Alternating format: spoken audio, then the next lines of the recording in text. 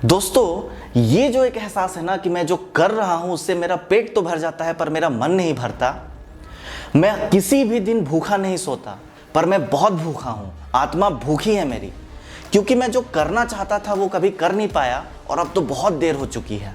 हर दिन खुद को घसीट कर अपने काम पर ले जाना, किसी स्कूल जाते हुए बच्चे की तरह, क्योंकि जो करने जा रहा हूं उसमें मेरा दिल नहीं लगता।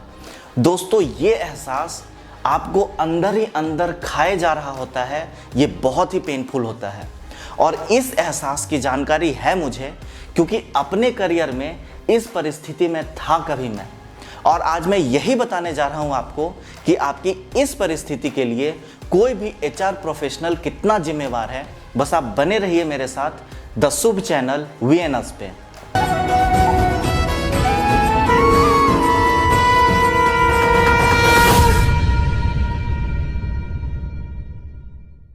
नमस्कार दोस्तों, मैं Suryabhushan the Shubh channel VNS के माध्यम से आप सभी का अभिनंदन करता हूं। और मैं करियर के जिस सिचुएशन की बात आपसे कर रहा था उसको मैनेजमेंट की भाषा में करियर ड्रिफ्ट कहते हैं। दोस्तों, ये एक ऐसा सिचुएशन है जब हम एक्चुअल करियर पाथ से भटक जाते हैं, ड्रिफ्ट हो जाते हैं। ये होता तब है जब कोई इंसान अपने करियर को प्लान किए बिना सिर्फ इनकम के पर्पस से किसी भी जॉब अपॉर्चुनिटी को एक्सेप्ट कर लेता है। अब यहाँ पे ये जानना जरूरी है कि करियर को प्लान नहीं करने का मतलब क्या होता है। तो दोस्तों, करियर नहीं प्लान करने का मतलब है अपने इंटरेस्ट्स, एबिलिटीज, अपने गोल्स और सबसे इंपॉर्टेंट अपने करियर नीड्स के एनालिसिस किए बिना किसी भी जॉब अपॉर्चुनिटी को एक्सेप्ट कर लेना, सिर्फ इनकम को ध्यान में रखते हुए। तो ये भी तो एक सवाल आता है दोस्तों कि कोई इंसान भला ऐसी मूर्खता करेगा क्यों। दोस्तों, ये मूर्खता नहीं, मजबूरी है, क्योंकि करियर ड्रिफ्ट के जो मुख्य कारण हैं वो हैं आर्थिक तंगी, सही समय पे सही गाइडेंस का ना मिलना, कठिन पारिवारिक परिस्थितियां और अधूरा ज्ञान, जो कि बहुत ही खतरनाक होता है और इंसान खो जाता है। We get lost due to incomplete knowledge, क्योंकि हमें पता ही नहीं होता कि हमें करना क्या है।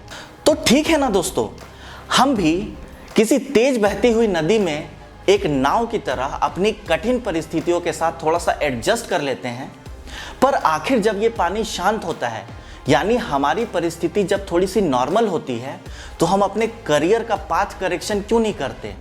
दोस्तों, इसका सबसे बड़ा रीजन है डर। हम अपनी परिस्थितियों को इतना झेल चुके होते हैं कि हम फिर से स्टेबल हो चुके अपने लाइफ को छेड़ना नहीं चाहते हैं, और हम अपने प्रेजेंट करियर में अपने आप को कॉम्प्रोमाइज कर लेते हैं। और यहीं पे शुरू होता है हमारा एंडलेस यानी अंतहीन मेंटल टॉर्चर, हमारा मेंटल सफरिंग।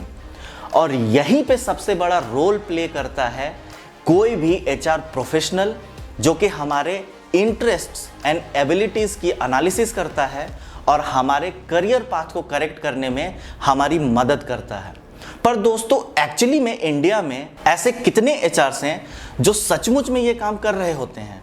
दोस्तों, according to data 79% of Indian HRs वो ये करियर कोर्स को करेक्ट करने का काम सिर्फ थियोरेटिकली अपने किताबों में कर रहे होते हैं या फिर अपने मैनेजमेंट के एग्जाम्स में कर रहे होते हैं। एक बार उनको डिग्री मिल गई, एक बार उनको जॉब मिल गया, फिर उस सारे ज्ञान में आग लगा दो। दोस्तों, जब मैं अपने जीवन में करियर का कोर्स करेक्शन कर रहा था तो मेरे एचआर का फीडबैक था कि आखिर जाओगे तो कहाँ जाओगे।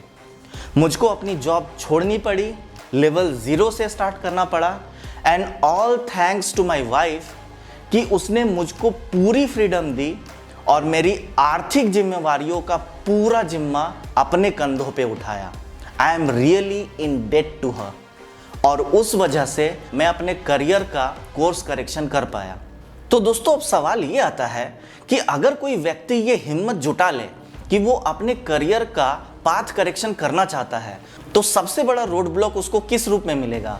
दोस्तों, दुर्भाग्यवश इंडिया में सबसे बड़ा रोड ब्लॉक एचआर प्रोफेशनल या एचआर डिपार्टमेंट के रूप में मिलता है। इंडिया में एचआर डिपार्टमेंट सिर्फ ऑपरेशंस के इशारों पे नाचने वाला एक डिपार्टमेंट बनकर रह गया है। ये ऑपरेशंस के हाथ की कठपुतलियां बन गई हैं। दोस्तों, आप खुद डिसाइड कीजिए कि क्या आपके अटेंडेंस को काउंट करना, आपके लीव एंड हॉलीडेज को काउंट करना, मंथ एंड पे आपकी सैलरी स्ट्रक्चर को बनाना, किसी भी जॉब ओपनिंग के हिसाब से ऑपरेशंस डिपार्टमेंट के जो इंस्ट्रक्शन है उसके बेसिस पे कैंडिडेट्स की स्क्रीनिंग करना, बाद में जो ऑपरेशंस डिपार्टमेंट ने सैलरी स्ट्रक्चर या सैलरी फाइनलाइज कर दिया उसके बेसिस पे किसी कैंडिडेट से हार्डकोर बार्गेनिंग करना, रिक्रूट करना और फिर उस कैंडिडेट की ज्वाइनिंग फॉर्मेलिटीज को पूरी करना, क्या ये एचआर का काम है? ये तो एक प्लेन डिग्री वाला भी बंदा कर सकता है जिसको सिर्फ और सिर्फ ऑपरेशंस डिपार्टमेंट्स के इंस्ट्रक्शंस को फॉलो करना है, इंप्लीमेंट करना है। तो फिर इसके लिए मैनेजमेंट की स्टडीज क्यों? क्योंकि मैनेजमेंट स्टडीज में ह्यूमन रिसोर्स जो कि सबसे इंपॉर्टेंट फैक्टर ऑफ प्रोडक्शन होता है या फैक्टर ऑफ ऑपरेशंस होता है, उसको प्रॉपरली मैनेज करने की टेक्निक बताई जाती है, उसको अच्छे से रख रखाव करने के तरीके बताए जाते हैं। ह्यूमन रिसोर्स भी एक ऐसा एसेट है ऑर्गेनाइजेशन का जिसको बिल्कुल वैसे ही मेंटेन करना जरूरी है जैसे हम किसी मशीनरी का करते हैं, अदरवाइज उसमें भी इरोजन हो सकता है, वो भी पुराना हो सकता है। दोस्तों, मैं बिल्कुल रिसेंट की एक घटना आप लोगों से बता रहा हूं। मेरे एक मित्र हैं जिन्होंने कंप्यूटर में डिप्लोमा करके रखा है और उसके साथ साथ उन्होंने सॉफ्टवेयर टेस्टिंग का भी कोर्स करके रखा है। अपने करियर के इनिशियल स्टेज में इनको आईटी की जॉब जब नहीं मिली तो अपने परिवार के आर्थिक तंगी को दूर करने के लिए इन्होंने एक ऑल्टरनेट जॉब ले लिया। जब इनकी परिस्थिति कुछ ठीक हुई तब इन्होंने सोचा कि अब अपने करियर का कोर्स करेक्शन यानी करियर पाथ को सही करूंगा।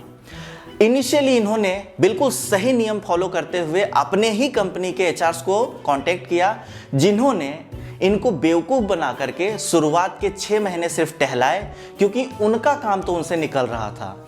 जब इनको इस बात का एहसास हुआ तब इन्होंने दूसरी बाहर की कंपनियों में अप्लाई करना स्टार्ट किया और अभी रिसेंटली एक आईटी फर्म में जब उनका इंटरव्यू हुआ तो वहाँ की एचआर ने 3 ऐसे इश्यूज उनको बताए जो कि कोई भी मूर्ख एचआर किसी भी करियर चेंज करने वाले इंसान से कह सकता है, और ये आपको भी जानना चाहिए, ये मेजर रोड ब्लॉक है। पहला इश्यू जो उसने बताया कि आपकी एक्सपीरियंस के हिसाब से आपकी इनकम यानी सैलरी बहुत कम है। हाँ बहन, क्योंकि मैं अपने एबिलिटीज और स्किल्स के हिसाब से अब तक काम नहीं कर रहा था।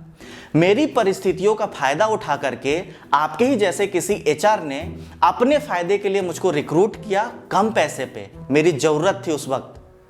लेकिन इस बात के लिए मुझे दोषी ठहराने के लिए आपको एचआर नहीं बनाया गया है। आपको एचआर इसलिए बनाया गया है ताकि इस कठिन परिस्थिति में जो संभव हो सके उतनी मदद आप मुझे कर दे करियर फ्रंट पे।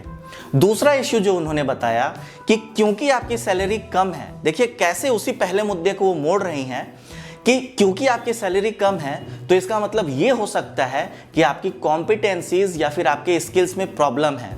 अब दोस्तों, मतलब किसी के सैलरी की बेसिस पे किसी के कॉम्पिटेंस को जज करना, दोस्तों ये तो स्पेकुलेशन है, सिर्फ अंदाजा लगाना है, और ये अखंड मूर्खता है। क्योंकि एचआर्स के जो मैनुअल्स होते हैं वो भी ये कहते हैं कि एज, सेक्स, जेंडर, रिलीजन, किसी की उम्र, हाइट, वेट या फिर उसकी सैलरी की बेसिस पे उसके टेक्निकल एबिलिटीज का एनालिसिस नहीं करना है। ये तो वही बात हो गई कि किसी कोर्ट रूम में किसी जज ने नाम, उम्र और पता पूछ करके किसी कैदी के लिए फैसला सुना दिया। ओ, आप लखनऊ के रहने वाले हैं, आप नवाबों और तहजीब वाले शहर से हैं, आपको बाइज्जत बरी किया जाता है। तुम्हारा नाम राहुल और तुम कानपुर से हो, 6 महीने के लिए जेल भेजो इसको। अरे ये तो मिर्जापुर वाला है, कल सुबह ही इसको फांसी देनी है। ये ऐसा होता है क्या?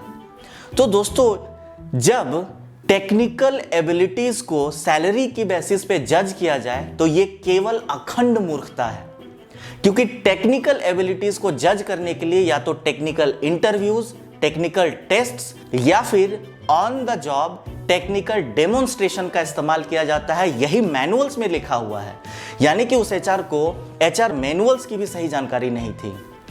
तीसरा और सबसे इंपॉर्टेंट कि करियर चेंज के लिए आपकी उम्र बहुत ज़्यादा हो चुकी है। अब मैं यहाँ पे कहूँगा कि धन्य है किस्मत भक्ति वेदांत स्वामी जी का, जो कि 69 के उम्र में हाथ में गीता लेकर पूरी दुनिया को श्री कृष्ण के बारे में बताने निकले और इस्कॉन फाउंडेशन के फाउंडर बन गए। अगर गलती से उनके टीम में कोई ऐसा ही मूर्ख एचआर होता तो उनका जीवन मथुरा और वृंदावन तक ही सीमित हो गया होता। केएफसी के फाउंडर कर्नल डेविड हार्लैंड 65 की उम्र में एक नदी के किनारे बैठकर अपनी वसीयत लिख रहे थे कि अब नदी में कूदकर अपनी जान दे दूंगा क्योंकि मैं एक असफल इंसान हूं। और कर भी लिया होता उस दिन उन्होंने खुदकुशी, अगर ऐसा कोई एचआर उनके आसपास बैठा होता या ऐसे किसी एचआर के संपर्क में वो होते। पर उस दिन उन्होंने अपना वसीयत नहीं बनाया, बल्कि वो लिखते चले गए कि वो कितने बेहतरीन कुक हैं, और अगर उन्होंने अपना पैशन फॉलो किया होता तो उनकी ज़िंदगी कितनी अलग हुई होती, उनकी लाइफ कितनी अलग होती। बस फिर क्या था, उन्होंने आत्महत्या करने का ख्याल अभी के लिए त्याग दिया। अपने एक मित्र से $87 उधार लिए, अपने रेसिपी के हिसाब से चिकन फ्राई किया और घर घर जाकर बेचा। और आज जो केएफसी फ्रेंचाइज का पोजीशन है ये आप सबको पता है, बाकी सब हिस्ट्री है। तो दोस्तों, अगर आप भी अपने जीवन में करियर ड्रिफ्ट का शिकार बन बैठे हैं और आपकी परिस्थितियों के हिसाब से आप डरे हुए हैं किसी चेंज के लिए, तो आपका डर वाजिब है।